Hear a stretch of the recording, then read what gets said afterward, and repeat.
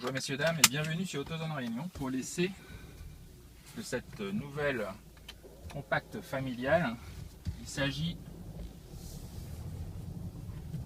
de la Hyundai i30. Alors, sur cette i30, tout est nouveau. Nouveau châssis, nouvelle motorisation, nouvelle technologie embarquée.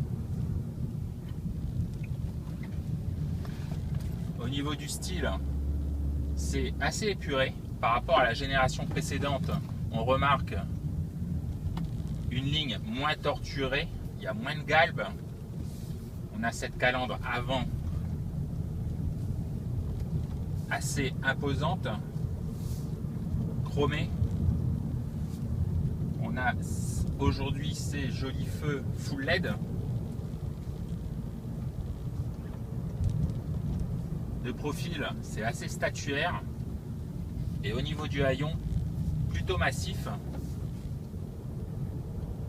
Alors, c'est pas hyper original, mais c'est très élégant. À bord, c'est un peu le même topo.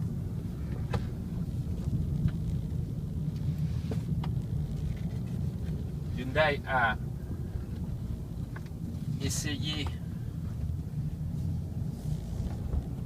de faire disparaître un maximum de boutons avec bien évidemment l'arrivée de cet écran couleur. Alors écran couleur de 5 pouces sur les modèles d'entrée de gamme ou alors de 8 pouces. Alors c'est ergonomique et c'est assez perfectionné avec les applications Apple CarPlay, Android Auto.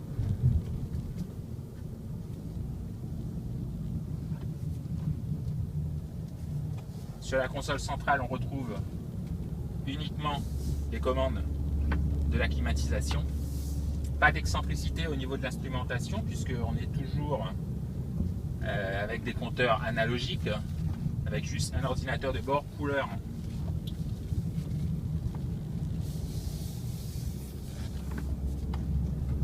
Alors comme je vous disais, un nouveau châssis, le véhicule est légèrement plus léger, entre 20 et 30 kg, mais surtout ce châssis est beaucoup plus rigide. Le véhicule prend pratiquement aucun roulis. On peut vraiment entrer assez fort dans les virages. Il faudra vraiment batailler pour faire sous-virer l'auto. Bon, aujourd'hui on est bien chaussé en 17 pouces en taille basse, mais on sent que le véhicule est bien né.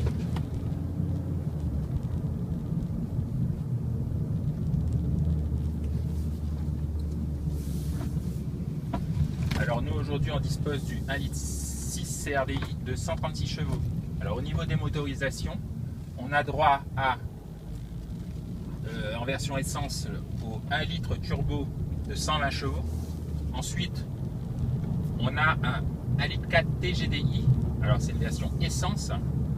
C'est 1 litre 4 turbo essence à injection directe de 140 chevaux. Ensuite on a ce 1,6 litre CRDI.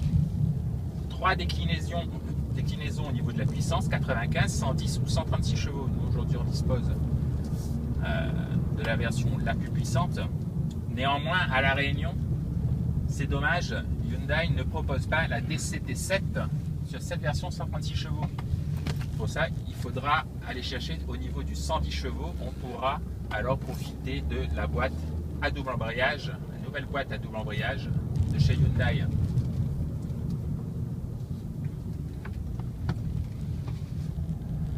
On a 4 niveaux de finition: confort, techno, limited, exécutive. Nous aujourd'hui pareil, on est dans une version bien sûr exécutive, mais on peut disposer par exemple dans l'équipement de série du système de maintien dans la voie. Ça c'est de série sur toutes les i30. Aujourd'hui nous on dispose en plus du détecteur d'angle mort, de l'ouverture, le démarrage sans clé, du toit ouvrant panoramique, de la sellerie cuir, des sièges électriques à mémoire. Ils sont ventilés, ils sont chauffants. On a bien sûr cet écran de 8 pouces de la clim Bison, on a la caméra de recul, on a les feux full LED adaptatifs. Alors, il y a tellement d'équipements, on remarque surtout les absences. Alors, il y a une absence, c'est qu'on n'a pas le régulateur de vitesse actif. C'est vraiment la seule chose qu'on peut reprocher à cette i30. Donc alors, l'i30 vise une clientèle un peu plus exigeante. Le véhicule est plus soigné à bord. La présentation est élégante. L'équipement embarqué technologique, évidemment, ça veut dire qu'on a des tarifs qui augmentent.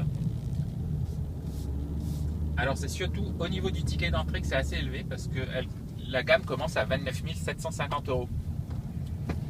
Nous, notre modèle aujourd'hui, un litre 6 RDI 136 chevaux, finition exécutive, on est à 37 900 € à peu près.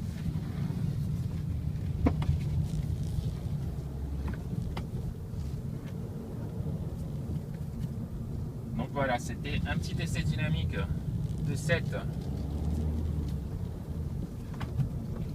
nouvelle i30. Et nous, on vous dit à bientôt sur Autozone Réunion pour un prochain essai. À bientôt.